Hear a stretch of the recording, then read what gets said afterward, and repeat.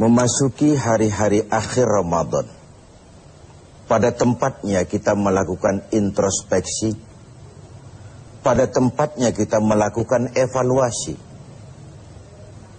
Kalau bulan Ramadan ibarat bulan kawah candra di muka, di mana kita dilatih, digembleng, digojlok jiwa kita ini, maka seorang petinju masuk latihan, keluar latihan, tentu saja tinjunya makin hebat.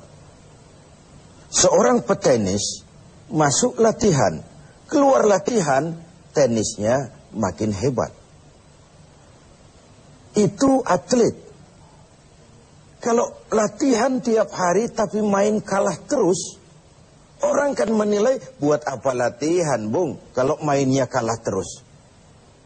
Sepanjang Ramadan sebulan penuh kita digojlok, digembleng, dilatih.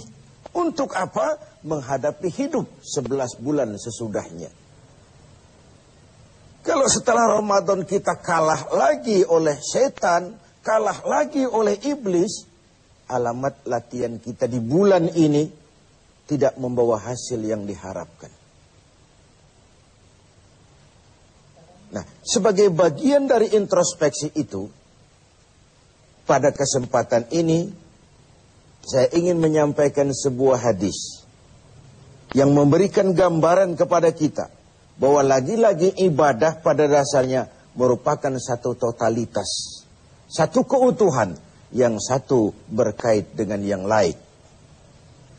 Satu hari ketika sedang kumpul dengan para sahabat, baginda Rasulullah Shallallahu Alaihi Wasallam bertanya kepada para sahabat, "Atadruna manil muflis?"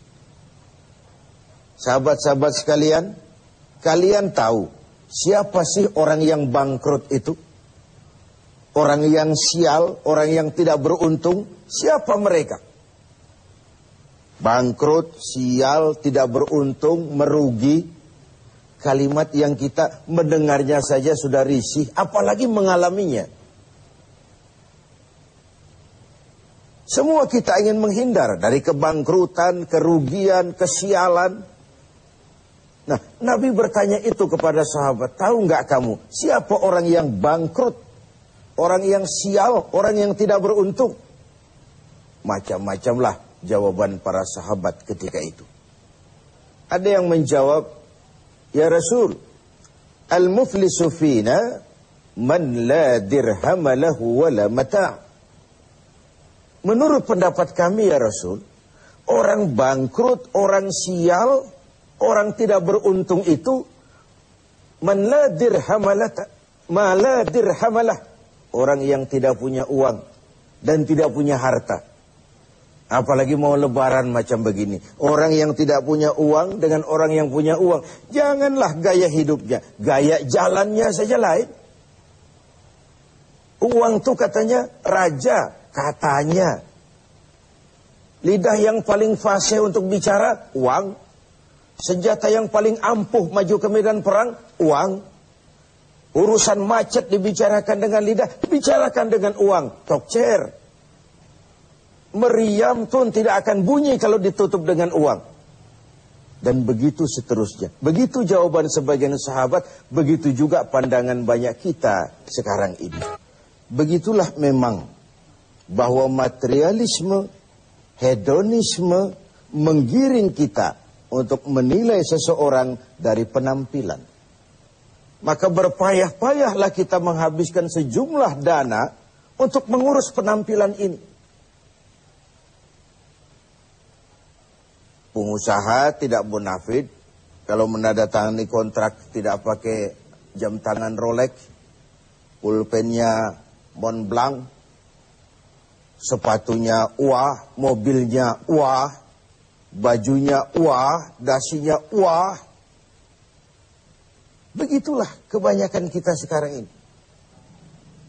Berpacu menata penampilan. Orang yang bangkrut, yang tidak punya itu semua. Tidak punya uang, tidak punya harta. Hidup cuma sekedar mengumpulkan keinginan-keinginan dan seterusnya. Mendengar jawaban ini, Rasul senyum. Ndak. Bukan itu orang bangkrut. Bukan yang tidak punya uang. Bukan yang tidak punya harta. Innal muflisa min ummati. Orang yang bangkrut, yang sial, yang rugi. Dari golongan umatku sendiri. Renungkan ini. Umatku. Ndak usah cerita Yahudi, Nasrani. Umatku yang akan bangkrut. Siapa mereka? Mayati yaumal qiyamah bisolatin wasiyamin wa zakatin. Yaitu orang-orang yang besok di hari kiamat dia datang menghadap Allah dengan membawa pahala solat. Tuhan, inilah pahala solat saya. Karena memang di dunia dia tukang solat. Ini solat yang wajib, ini solat yang sunnah, rawatibnya, nawafilnya. Wasiyamin. Dia juga datang menghadap Allah dengan membawa pahala puasa. Puasa wajib Ramadan, puasa sunnah Senin Kemis, puasa 10 hari Syawal, puasa Rajab, dan begitu seterusnya. Wa zakatin. Dia juga datang membawa pahala zakat karena di dunia dia juga bayar zakat, suka sodakoh dan seterusnya. Di satu sisi dia datang menghadap Allah membawa pahala seluruh ibadahnya. Ya solat, ya puasa, ya zakat. Cuma sayang kata Nabi. Di lain pihak dia datang juga membawa kesalahan. Kesalahan apa? Wa ya'ti qad syatama hadza. Dia juga datang bawa kesalahan karena waktu hidup dia pernah mencaci maki orang lain. Syatama hadza, pernah mencaci maki orang lain. Wa qadhafa hadza, pernah memfitnah orang lain. Wa akala mal hadza, pernah memakan harta orang dengan cara yang batil. Wa syafaka dama hadza, pernah mengalirkan darah orang lain tanpa alasan yang benar. Kalau ini yang terjadi, bagaimana nasib? Di satu sisi datang membawa pahala ibadah kepada Allah. Di lain sisi datang membawa kesalahan karena pernah menyakiti orang lain. Kalau inilah yang terjadi, maka kata Nabi, ketika dia sedang asyik lapor, Tuhan, ini pahala sholat saya. Datang orang lain, sebentar dulu Tuhan, dia memang ahli sholat, tapi saya pernah dicaci maki di depan orang banyak tanpa alasan yang benar. Hancur hati saya. Di dunia saya tidak bisa menuntut dia karena posisinya lebih tinggi. Di sini saya menuntut keadilan. Benar orang ini pernah kau caci maki? Iya Tuhan. Tanpa salah? Iya Tuhan. Cuma untuk menunjukkan prestasimu sebagai orang besar, orang berpengaruh, orang berwibawa. Enak saja kau caci maki orang di depan orang banyak. Ya Tuhan, sini pahala sholatmu berikan kepada orang yang kau caci maki itu. Pahala sholatmu berikan kepada orang yang kau caci maki itu. Lalu Tuhan, inilah pahala puasa saya. Datang lagi orang, sebentar Tuhan. Dia memang tukang puasa, tapi saya pernah difitnahnya. Tercoreng arang di dahi, rusak nama saya, hancur privasi saya tidak bisa kemana-mana lagi dalam hidup ini. Saya menuntut keadilan karena di dunia saya tidak berani. Benar kau pernah fitnah dia? Ya Tuhan. Kau tahu lidah itu kecil bentuknya, besar akibatnya. Akibat ulahmu memfitnah dia, hancur namanya, tercoreng arang di dahinya. Kemanapun dia pergi tidak sanggup lagi mengembangkan diri. Ya Tuhan, ayo pahala puasamu berikan orang yang kau fitnah itu. Tuhan, ini pahala zakat saya. Datang lagi orang, sebentar Tuhan. Dia memang bayar zakat, tapi dia pernah memakan harta saya dengan cara yang zalim, menggelapi uang negara, menggelapi uang anak yatim, menggelapi uang wakaf dan lain sebagainya. Di dunia tidak ada yang bisa menuntut karena dengan uangnya dia bisa menyumpal hakim, dia bisa beli keadilan, dia bisa beli hukum. Karena kata orang di dunia banyak pengadilan tapi sulit mencari keadilan. Pengadilan banyak, keadilan yang sulit. Saya menuntut keadilan. benar orang ini pernah kau makan hartanya dengan cara yang zalim? Iya Tuhan, sini pahala zakatmu berikan kepada orang yang kau makan hartanya dengan cara yang zalim. Inilah nasib.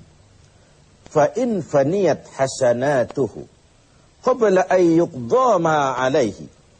Kalau habis sudah pahala ibadahnya diberikan kepada orang, sedangkan yang menuntut masih banyak, orang dia zalimi masih banyak, orang yang dia makan hartanya dengan zalim masih banyak, orang yang dia fitnah masih banyak.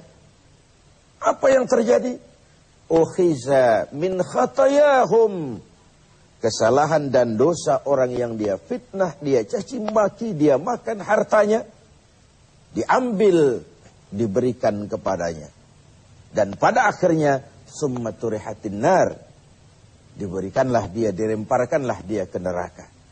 Sudah pahala dipreteli, dosa diberikan pula. Ini kan bangkrut, ini kan sial namanya, ini kan tidak beruntung namanya. Ibarat orang dagang, sudah modal habis, tagihan utang masih datang terus. Wajar kalau akhirnya kita terkena perkara. Oleh karenanya, kita melakukan introspeksi, evaluasi.